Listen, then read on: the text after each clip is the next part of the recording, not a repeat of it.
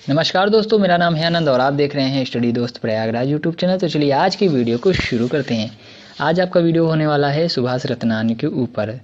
तो आपको पता है कि आपके यूपी बोर्ड के एग्ज़ाम्स बहुत ही नज़दीक आने वाले हैं। तो मैंने सोचा कि विद्या का क्वेश्चन बैंक तो आ ही रहा है, लेकिन आपको एक शॉर्टकट के तरीके से आपको और भी चैप्टर्स को कवर कराया जाए, जिससे आपको और भी जल्दी से आप फास्ट लर्निंग कर पाएँ।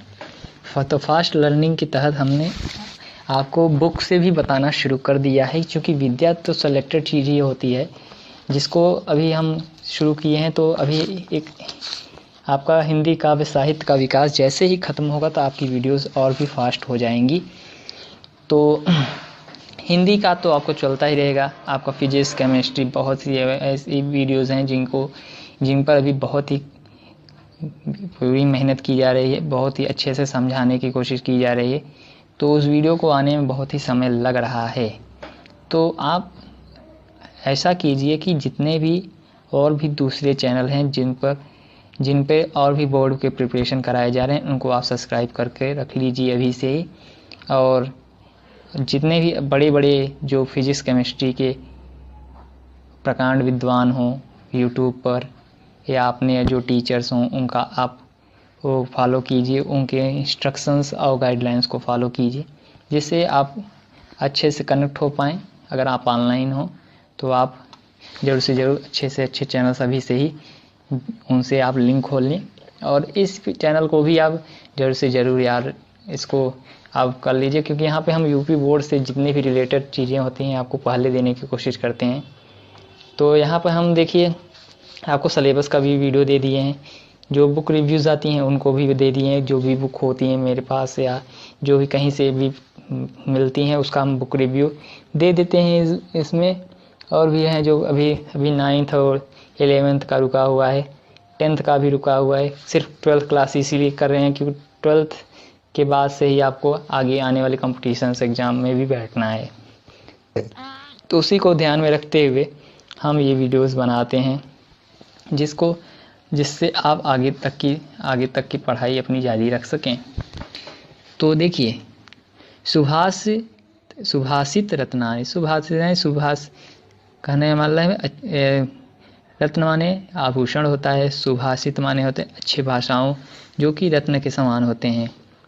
तो आपका ये पहला हम आपको आप यहाँ तक ही आज का आपको बताएंगे, फिर बाकी जो होगा अभी ये बहुत बड़ा चैप्टर है आपका, तो इसको हम छोटे छोटे पार्टों में बताने वाले हैं। तो वीडियो में बने रहिए, आपको छोटा सा वीडियो हम बना के ही देंगे। 10 मिनट का वीडियो आपका रहेगा ये। तो इसमें हम आपको सारी चीज़ें चारों जो श्लोक हैं उसको कवर करेंगे और आपको सरल भाषा में बताएंगे।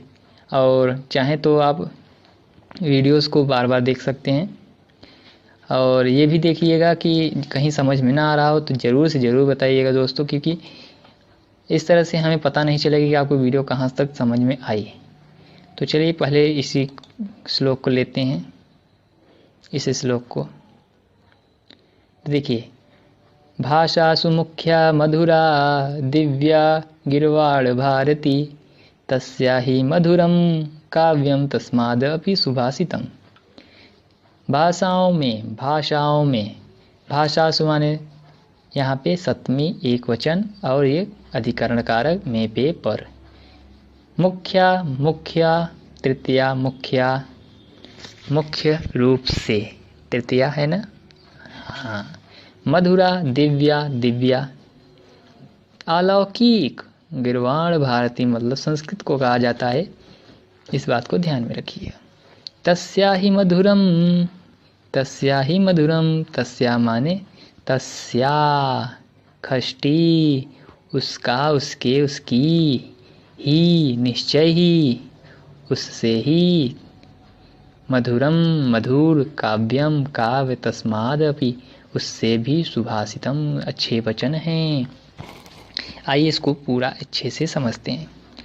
भाषाओं में मुख्य मधुर और अलौकिक संस्कृत भाषा है, यहाँ तक आपको समझ में आया। तस्या उससे भी, निश्चय ही मधुर उसके काव्य हैं, तस्मादव और उससे भी मधुर उसके भी सुंदर वचन है। कहने का मतलब अगर सिंपल भाषा में बताया जाए, अगर आप रूरल एरिया से यानी ग्रामीण क्षेत्र से अगर हों तो आप इस बात को अच्छे से समझ सकते हैं। मैं अब अपनी लैंग्वेज को थोड़ा और नीचे लेके जा रहा हूँ, मतलब कहने का मतलब समझाने का जो स्तर है और लो कर रहा हूँ मैं। तो चलिए शुरू करते हैं इसको। देखा, भाषाओं में मुख्य मधुर और अलौकिक संस्कृत भाषा है। ओसे भी मधुर ओकर काव्य बा और ओसे भी मधुर ओकर अच्छा वचन सुंदर विचार बा।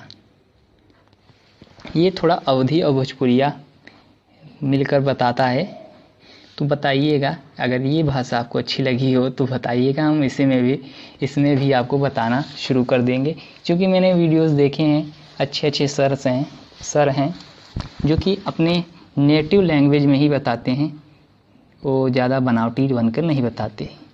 तो देखिए, शिक्षा एक ऐसी चीज़ है जिसको आप अगर प्राप्त कर लिए तो आप एक दिन मेरी जगह पर भी आप होकर इसी तरह से किसी और को आप बताना चाहेंगे, जिस तरह से मैं आज आपको बताने की कोशिश कर रहा हूँ। चलिए दूसरा श्लोक देखते हैं। इसमें अगर आपको ये वीडियो पसंद आ रही हो तो वीडियो को ज़रूर से ज़रूर लाइक कीजिएगा दोस्तों, क्योंकि बताना मुझे अच्छा लगता है और मैं ये काम कर रहा हूँ। तो देखिए, सुखार्थिना कुतो विद्यार्थिना सुखम, सुखार्थी वा तजेत विद्याम, विद्यार्थी वा तजेत सुखम। यानी सुख चाहने वाले को विद्या कहाँ है, अब विद्या चाहने वाले विद्यार्थी को सुख कहाँ है। तो सुख चाहने वाले को विद्या का त्याग करना चाहिए। अब उसी विद्यार्थी के लिए फिर कहा गया कि उस विद्यार्थी को अगर विद्या चाहिए, विद्या चाहने वाले विद्यार्थी को सुख का त्याग करना चाहिए। फिर से वही कि सुख चाहने वाले के विद्या का त्याग कर, सुख चाहने वाले को विद्या का त्याग कर दी चाहिए। अब वो विद्यार्थी के विद्या चाहे के सुख त्याग दे चाहिए। फिर से इसको समझते हैं। सुख चाहने वाले के विद्या कहाँ, अब विद्या चाहने वाले विद्यार्थी के सुख कहाँ। सुख चाहने वाले के विद्या का त्याग कर दी चाहिए, अब विद्यार्थी के सुख का त्याग कर दी चाहिए।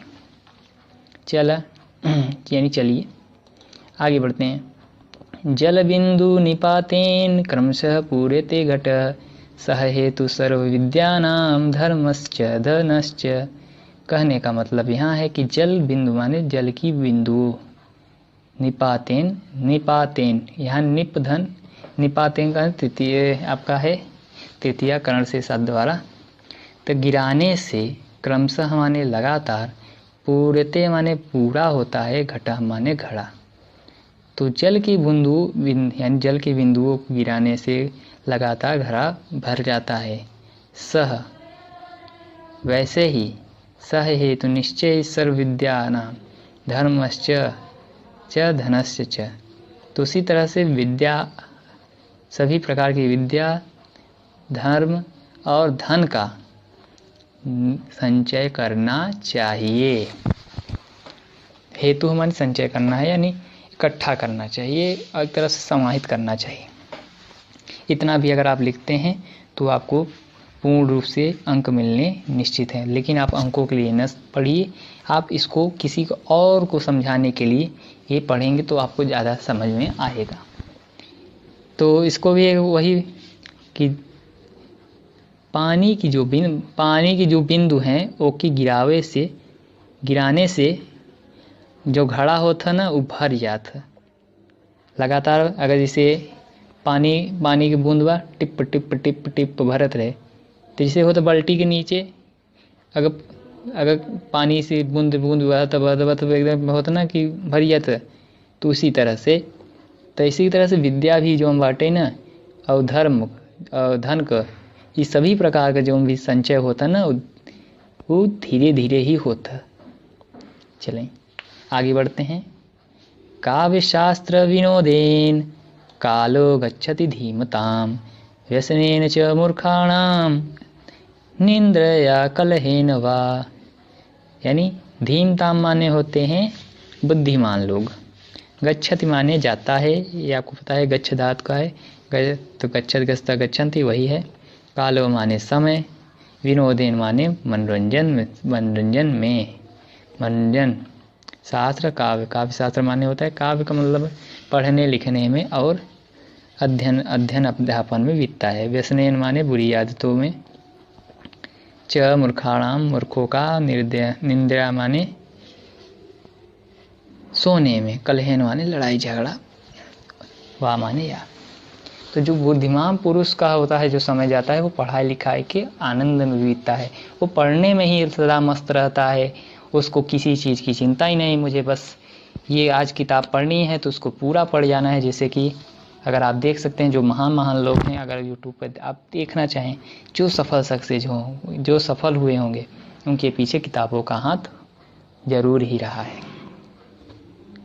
वो बिना किताबों के अब आप बता दें कि अब वो सफल हो ही नहीं पाए हैं आज तक, उनको किताब पढ़ना ही पड़ता है। किताब पढ़ते हैं और लिखते भी हैं, तो वही है। आज आप सही बताएं, जो भी लोग होते हैं ऐसे लोग, वो सदा ही पढ़ते हैं, उन्हें पढ़ने से उन्हें एक आगे का फ्यूचर दिखता है, एक भविष्य दिखता है। तो चलिए, व्यसनेन माने बुरी आदत, तो जो मूर्खों का समय होता है सोने में, लड़ाई झगड़े और बुरी आदतों में बीतता है। कहने का मतलब जो आपका जो पढ़ने वाला होता है वो पढ़ता ही रहता है, उसको पढ़ने में ही आनंद आता है कि वो कितना पाए वो तो पढ़ ले उसको। और जो बुरी आदतों में लगा है वो सोएगा, लड़ाई झगड़ा करेगा, 10 बजे उठेगा और लड़ाई झगड़ा सदा करता रहेगा, सोता रहेगा और बुरी आदतों में इसकी बात उसकी बात करते करते उसका दिन बीत जाता है। तो आज का वीडियो बस इतना ही है, और वीडियो अच्छी लगे तो वीडियो को लाइक कीजिएगा, चैनल को सब्सक्राइब कीजिएगा, और आगे के जो पाँचवा श्लोक है हम अगले वीडियो में बताएंगे। और इस वीडियो को शेयर कर दीजिए अभी से ही, जिससे दूसरों दोस्तों को भी फ़ायदा हो। और यदि आप इसका भी अगर PDF आप चाहते हैं अवेलेबल कराना, तो कमेंट बॉक्स में ज़रूर बताइएगा, इसको भी हम अवेलेबल करा देंगे, जिससे आप जल्दी से इसको पढ़ सकें। और जैसे ही चैप्टर कंप्लीट होती है तो आपको इसको PDF फ्री में दे दिया जाएगा। तो ये बात है। और क्या कहते हैं, जो मैंने लैंग्वेज यूज की है थोड़ी अच्छी लगी हो न लगी हो तो ज़रूर कमेंट बॉक्स में बताइए, किस भाषा में हमें बताना चाहिए। क्या इस तरह से भाषा में बताना चाहिए जो एक हिंदी का एक जो पैटर्न है, जो रूपरेखा उसमें बताना चाहिए, नियम में बंध के बताना चाहिए या नियम से बाहर बताना चाहिए, ये आपके ऊपर है। बाकी आप हमारे ऑफिशियल चैनल पे आ जाएंगे तो वहाँ पे हम तो भाई खोल कर बात करते हैं, उसमें कोई दो राय ही नहीं कि हम किस भाषा में। वहाँ पे मेरी भाषा ही ऐसी है कि आप सुनकर आपको हंसी आएगी। तो वही बात है।